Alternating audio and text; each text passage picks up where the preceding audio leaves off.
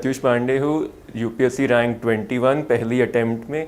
मैं आज Delhi knowledge track पे आपको मेरी स्ट्रैटेजी बताऊंगा, एक रोड मैप जो कोई भी जो एग्ज़ाम को क्लियर करना चाहता है फॉलो कर सकता है। तो सबसे पहले शुरू करेंगे कि इस एग्ज़ाम को समझने के लिए आपको इंटरनेट पे एटलीस्ट 5 to 10 टॉपर्स ब्लॉग्स खुद से पढ़ने पड़ेंगे, क्योंकि एक कोई सोर्स पे ब्लाइंडली रिलाई करके आपको सारी जानकारी नहीं मिलेगी इतनी आसानी से।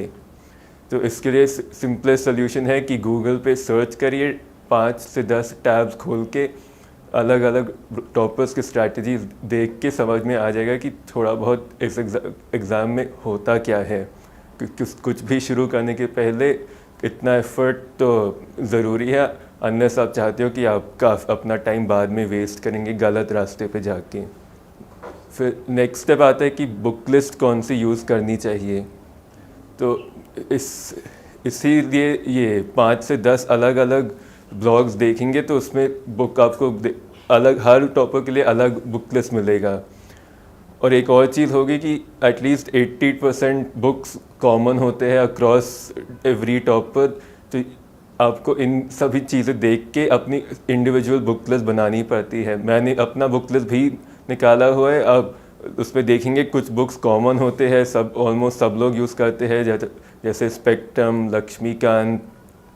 तो ये books probably almost everyone use करेगा। तो इट्स ऑल्सो नॉट नेसेसरी कि ये भी आपको यूज़ करने हैं। अगर इसको कोई ऑल्टरनेटिव मिलता है अगर जो प्रेफरेबल है वो भी यूज़ कर सकते हैं। पॉइंट है कि हर साल जो 800 लोग सेलेक्ट होते हैं, 800 अलग बुक लिस्ट आती है, तो कोई भी एक परफेक्ट बुक लिस्ट नहीं मिलता है। तो ब्लाइंडली किसी के पीछे जाके पूछकर कि ये बुक लिस्ट या वो बुक लिस्ट बेटर है, इसमें टाइम ही वेस्ट होता है और कुछ ज़्यादा बेनिफिट नहीं मिलेगा। बुक लिस्ट बनाने के लिए थोड़ी एफ़र्ट करनी पड़ती है, और अगर इतना एफ़र्ट कोई नहीं डालने के लिए रेडी है तो फिर बेस्ट होगा कि प्रॉब्ली इस एग्ज़ाम में बैठना ही नहीं चाहिए, अगर खुद से इतना भी नहीं कर सकते हैं। सिमिलरली नेक्स्ट क्वेश्चन आता है कि कौन सा ऑप्शनल चूज़ करना है।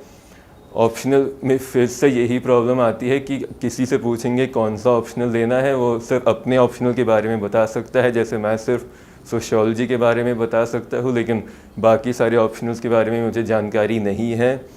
तो अगेन इसका एक ही सोल्यूशन होता है कि कम से कम 3 या 4 ऑप्शनल्स को नैरो डाउन करके उनके प्रीवियस ईयर पेपर्स देखकर दूसरे टॉपर्स के ब्लॉग्स पढ़ के कुछ आइडिया मिलता है।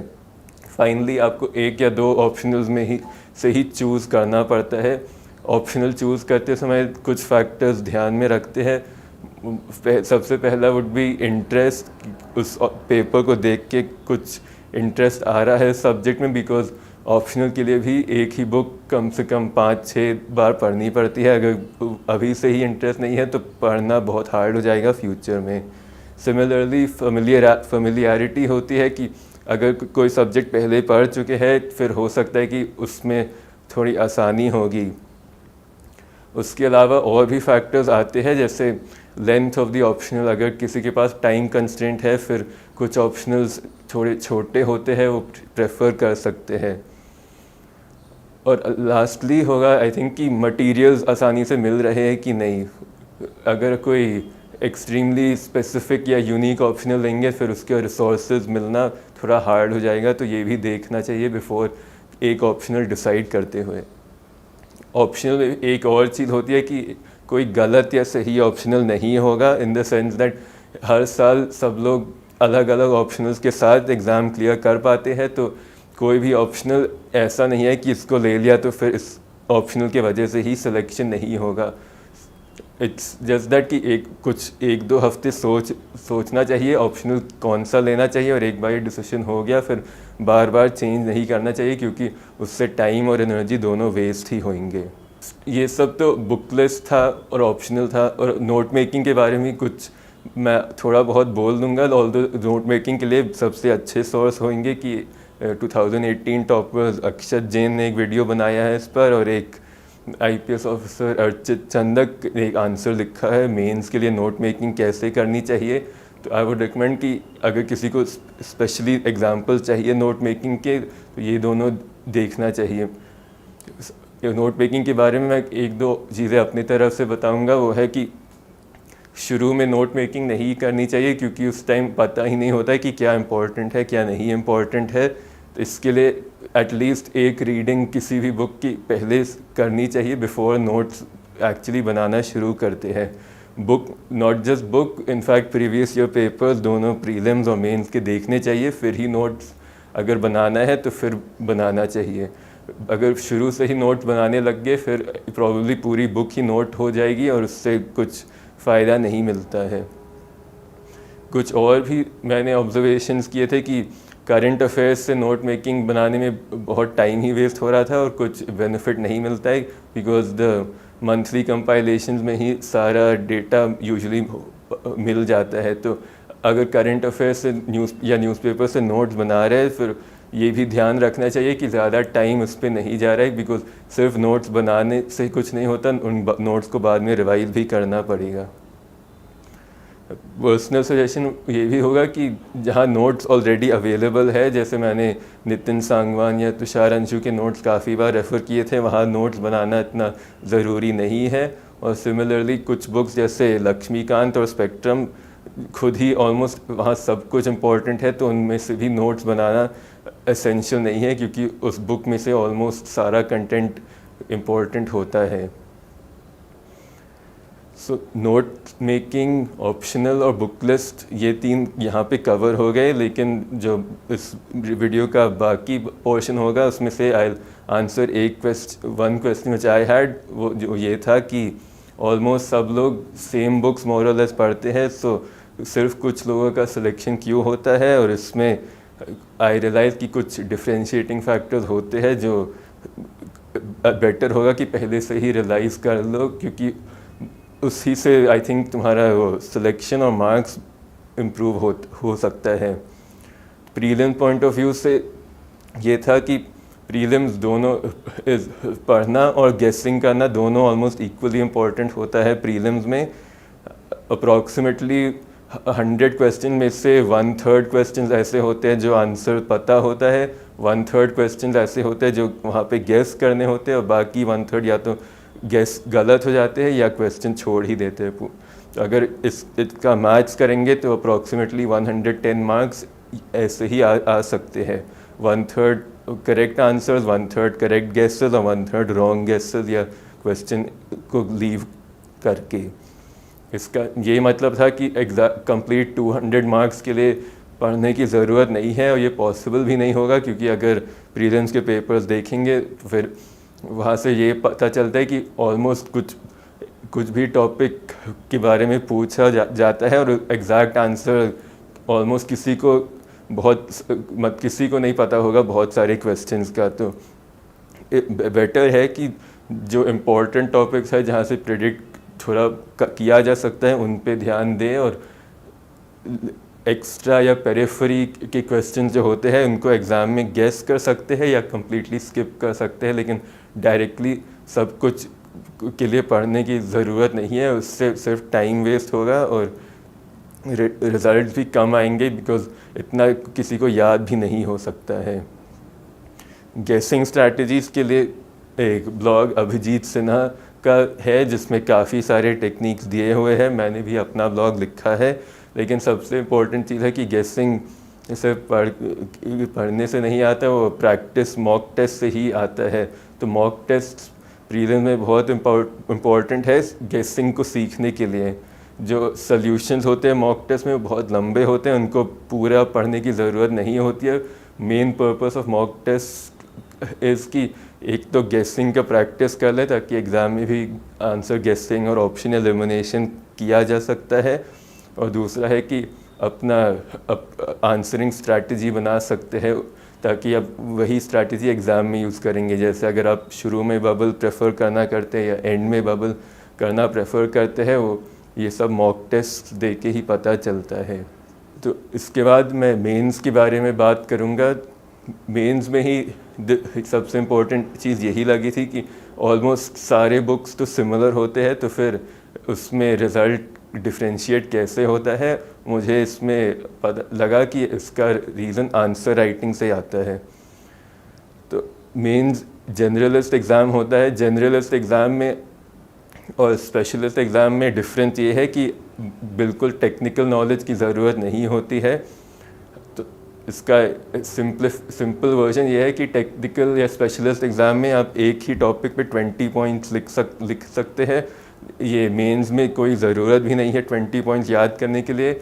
अगर 20 पॉइंट्स याद करना है तो इससे अच्छा 4 टॉपिक्स के 5 पॉइंट्स याद करेंगे।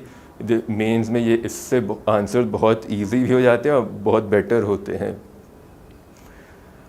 अगेन मेंस में अगर आप देखेंगे तो सिलेबस बहुत लंबा है, कभी इन अ सेंस फिनिश ही नहीं हो पाता है। अगर आप कोशिश करेंगे हर टॉपिक के बारे में सारे डिटेल्स याद कर लें, इसलिए कुछ जहाँ तक सिंप्लीफाई हो सकता है वहाँ तक सिंप्लीफाई करना चाहिए।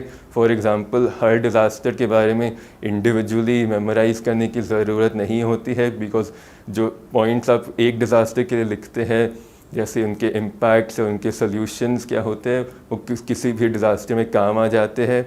सिमिलरली किसी भी इंडस्ट्री की जो चैलेंजेस और जो मेजर्स होते हैं उनको ओवरकम करने के लिए वो सारे इंडस्ट्रीज़ के ऑलमोस्ट सिमिलर होते हैं। तो अगर आप ब्रॉड कैटेगरीज़ को याद करेंगे तो फिर इंडिविजुअल आंसर में वही पॉइंट्स यूज़ कर सकते हैं। जब प्रीवियस ईयर टॉपर्स के आंसर शीट्स देखते हैं फिर वहाँ से ये भी पता चलता है कि कोई एक्सेलेंट आंसर नहीं लिखते कोई भी, बस एवरेज आंसर्स होते हैं। बट फोकस यही होता है कि ज़्यादा पॉइंट्स लिखे और चाहे वो एवरेज या बिलो एवरेज पॉइंट्स भी हो। इंस्टेड ऑफ कि 3 या 4 एक्सेलेंट पॉइंट्स, अगर आप 10 या 12 एवरेज पॉइंट्स लिखेंगे तो उससे बेटर आंसर होते हैं। यही अप्रोच सारे क्वेश्चंस के लिए होना चाहिए मेंस में।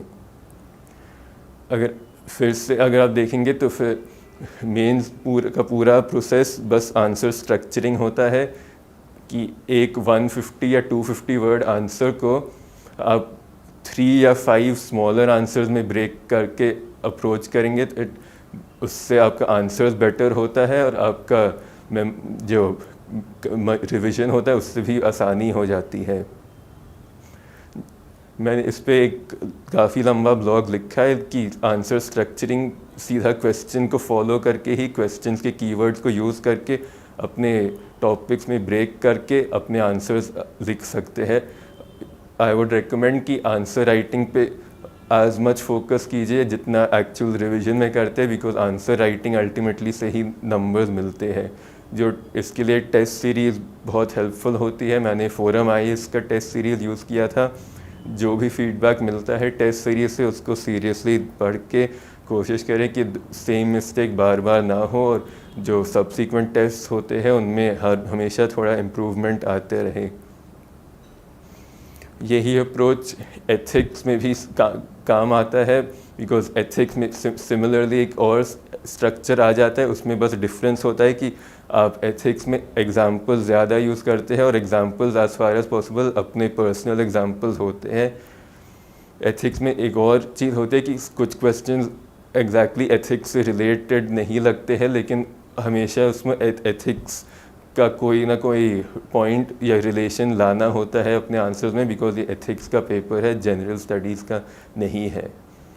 और एथिक्स का पेपर में एक केसेस का सेक्शन होता है। केसेस में भी स्ट्रक्चरिंग का एग्जैक्ट सेम एक टेक्निक होता है। फॉर एग्ज़ाम्पल हमेशा एक इंट्रोडक्शन जिसमें मैं केस को समराइज़ करता था, फिर एक अप्रोच या तो स्टेक होल्डर अप्रोच हो सकता है या एथिकल डायलेमा, उसके बाद ऑप्शन एनालिसिस और फिर कौन सा ऑप्शन बेस्ट होगा, why will that option be the best, और एक कंक्लूजन। तो सारे आंसर्स के लिए एक स्टैंडर्ड फॉर्मेट को ही बार बार रिपीट करके एग्ज़ामिनर का भी काम आसान हो जाता है उससे, और फिर बेटर प्रोबेबिलिटी है कि बेटर मार्क्स मिलेंगे उसी प्रोसेस से। एसए के पेपर में अगेन सेम जनरलिस्ट अप्रोच होता है कि 1200 वर्ड्स के बारे में उसको स्मॉलर एसेज में ब्रेकअप करना होता है। As far as possible frameworks इसमें भी हेल्प होते हैं, सोशल, पॉलिटिकल, इकोनॉमिक या पास्ट, प्रेजेंट, फ्यूचर या स्टेक होल्डर्स, जो भी फ्रेमवर्क अप्लाई हो सकता है उस पर्टिकुलर एसे में, उसको यूज़ करके वन डायमेंशनल ऐसे नहीं लिखना चाहिए, as far as possible as many dimension as you can think of. वहाँ पे कई बार एब्स्ट्रैक्ट ऐसे में ऐसे फ्रेमवर्क्स फिट नहीं होते हैं, उस केस में आपको क्वेश्चन को फॉलो करके एक फ्रेमवर्क बनाना पड़ता है, क्वेश्चन के कीवर्ड यूज़ करके। इसके बारे में भी मैंने लेंथ पे एक एग्जांपल लिखा है। क्वेश्चन ऐसे का जो टॉपिक है उसी के कीवर्ड से एक फ्रेमवर्क बना के उसको स्मॉलर ऐसे में ब्रेकअप करके बेटर ऐसे बन जाता है। मैं अपने बैकग्राउंड के बारे में थोड़ा बताऊंगा। मैं आईआईटी कानपुर से अपनी बीटेक कंप्लीट किया था 2017 में, और आईआईएम अहमदाबाद से एमबीए कंप्लीट किया था 2019 में। तो कई बार क्वेश्चन आता है कि सिर्फ आईआईटी या आईआईएम्स या टॉप कॉलेजेस के लोग ही यूपीएससी क्लियर कर सकते हैं कि नहीं, तो ऐसा कुछ भी नहीं होता है। इनफैक्ट काफ़ी लोग जानते हो जो टॉप कॉलेजेस से है जो नहीं क्लियर कर पाते हैं, और हर साल ये भी देखते हैं कि बहुत सारे लोग जो लेस रेप्यूटेड कॉलेजेस से होते हैं वो भी क्लियर करते हैं। सच ये है कि इस एग्ज़ाम में इंटेलिजेंस एज सच टेस्ट नहीं होता है। आपको कोई जीनियस बनने की ज़रूरत नहीं है क्वेश्चंस आंसर करने के लिए। बस थोड़ी एफ़र्ट और थोड़ी स्मार्ट अप्रोच से एग्ज़ाम को अंडरस्टैंड करना होता है। अगर ये दोनों चीज़ें हैं, अगर आप खुद से थोड़ा एफ़र्ट करने के लिए रेडी है और ये नहीं एक्सपेक्ट करते कि कोई आपको स्पून फीड करके बता दे कि क्या पढ़ना है क्या करना है, खुद से ये थोड़ा एफ़र्ट लेके सोचने के लिए रेडी है, फिर आप क्लियर कर सकते हैं एग्ज़ाम। मैं इंटरव्यू के बारे में कुछ चीज़ें बता दूंगा कि इंटरव्यू इतना कोई डिफ़िकल्ट नहीं होता है। इनफैक्ट प्रीलिम्स, मेंस और इंटरव्यू बाय फार सबसे इजी पार्ट होता है एग्ज़ाम का। तो इसलिए जब तक आपका मेंस एग्ज़ाम नहीं हो जाता तब तक इंटरव्यू के लिए प्रिपेयर करने की ज़रूरत नहीं है, क्योंकि प्रीलिम्स और मेंस पे फोकस करना उस टाइम बेटर रिज़ल्ट्स देगा। इंटरव्यू के लिए प्रिपेयर करना हार्ड नहीं है, क्योंकि कुछ स्पेसिफिक कैटेगरी के क्वेश्चन ज़्यादा कॉमन होते हैं। वो है कि आपका पर्सनल प्रोफाइल, जैसे आपके हॉबीज़, आपका बैकग्राउंड, एजुकेशनल बैकग्राउंड, और जो कॉलेज में क्या पढ़ा था उसके बारे में बेसिक कॉन्सेप्ट्स, और अगर कोई वर्क एक्सपीरियंस है तो उसके बारे में। ये हॉबीज़ का थोड़ा क्वेश्चन आता है कि ज़्यादा लिखने चाहिए डीएफ में या कम। मैं रिकमेंड करूँगा कि इसको ब्लैंक नहीं छोड़ना चाहिए, क्योंकि इंटरव्यू में ये एक चांस है कि आप इंटरव्यू को डायरेक्ट कर सकते हैं अपने स्ट्रॉन्ग टॉपिक्स के बारे में। अगर आपने ब्लैंक छोड़ दिया तो फिर क्वेश्चंस कहीं और से आएंगे जहाँ से आप प्रेडिक्ट नहीं कर सकते। सेम टाइम पे बहुत ज़्यादा हॉबीज़ और ये सब नहीं भरना चाहिए, बिकॉज उसके वजह से आपको प्रिपेयर करने में और भी मुश्किल ही आएगी। तो बैलेंस करते हुए एक दो हॉबीज़ जो आप कॉन्फिडेंट है, जिसके बारे में आपको बहुत जानकारी है, वही लिखने चाहिए। और यहाँ एडिटोरियल्स का इम्पोर्टेंस बहुत इंक्रीज़ हो जाता है मेंस के कंपैरिजन में, क्योंकि मेंस के लिए आप एडिटोरियल्स पढ़े या ना पढ़े इतना फ़र्क नहीं पड़ेगा, लेकिन इंटरव्यू में आपको सिर्फ फैक्ट्स नहीं देने होते, आपको ओपिनियंस देने होते हैं। तो इसके लिए एडिटोरियल्स आपको अपने ओपिनियंस शेप करने में हेल्प कर सकते हैं। यही इंटरव्यू और मेंस में सबसे बड़ा डिफरेंस है कि आप यहाँ अपने ओपिनियंस प्रेजेंट करने वाले हैं इंटरव्यू बोर्ड के सामने। तो आप सिर्फ किसी कमेटी रिपोर्ट या सुप्रीम कोर्ट जजमेंट को साइट नहीं कर सकते। आपको अगर आप साइट करते हैं, आपको बताना है कि आप उससे क्यों अग्री या डिसएग्री करते हैं। ये भी होता है कि कई बार बोर्ड आपके साथ अग्री नहीं करेगा, कोई काउंटर पोजीशन ले लेगा। इसमें घबराने की ज़रूरत नहीं है, ये बस नेचुरल कॉन्वर्सेशन है। आप चाहे तो बोर्ड के साथ डिसएग्री कर सकते हैं, बस वेहेमेंटली आर्ग्यू नहीं करना, बस एक बार अपना डिफरेंस ऑफ ओपिनियन स्टेट करके अब उसके रीज़न बता के आगे प्रोसीड कर लीजिए। एक ही पॉइंट पे बस फंस के आर्ग्यू करने की ज़रूरत नहीं है। अगर आपको लगता है कि बोर्ड के साथ अग्री करने में ही आपको मार्क्स मिलेंगे, फिर ये गलत है, क्योंकि ये ऐसा इंप्रेशन भी दे सकता है कि आप खुद में कॉन्फिडेंट नहीं है और जो कोई और बोलेगा उसी से अग्री कर लेंगे। कोई बहुत टेक्निकल या स्पेशल नॉलेज नहीं चाहिए अपने अंडर ग्रेजुएट सब्जेक्ट के बारे में या मेंस के बारे में, बिकॉज इंटरव्यू में इतना डेप्थ नहीं मिलता कि लंबे लंबे समय तक आंसर्स दे। सिर्फ 32 सेकेंड्स टू 1 मिनट के लिए होता है, तो शॉर्ट आंसर्स और अपने रीजंस और अपने ओपिनियंस देते हुए आंसर करना चाहिए। बैकग्राउंड और कॉलेज इंटरव्यू में इतना इम्पोर्टेंस नहीं रखता है, बिकॉज जो आप उस 30 मिनट्स में बोलेंगे उसी पे ज़्यादा फोकस होता है। ऐसा नहीं है कि अगर आप कॉलेज में ख़राब ग्रेड्स है तो इंटरव्यू में नेगेटिव होगा, ये डिपेंड करता है कि आप उसको उस टाइम पे कैसे हैंडल करेंगे।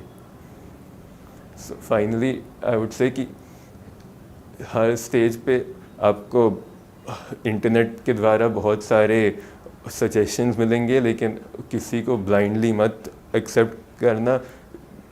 5-10 अलग अलग सोर्सेस को देख के पढ़ के फिर अपना एक डिसीजन लेना कि मैं कैसे करूँगा, because no one knows you better than you yourself. और किसी का ब्लाइंड फेथ करके आप गलत रास्ते पे जाने की संभावना बहुत हाई होती है। सो ये था मेरा स्ट्रैटेजी या रोड मैप जो मैं दूंगा किसी को अगर वो यूपीएससी के लिए प्रिपेयर कर रहा है। इसमें स्पीड और टाइम और कॉलेज की चीज़ें को देखते हुए आपको अपना खुद का फैसला देना चाहिए। ये नहीं है कि आप अच्छे कॉलेज है तो ज़रूरी है कि आपका आसानी से सिलेक्शन हो जाएगा। ये नहीं है कि आप किसी लेस रिप्यूटेड कॉलेज है तो आप नहीं क्लियर कर सकते एग्ज़ाम।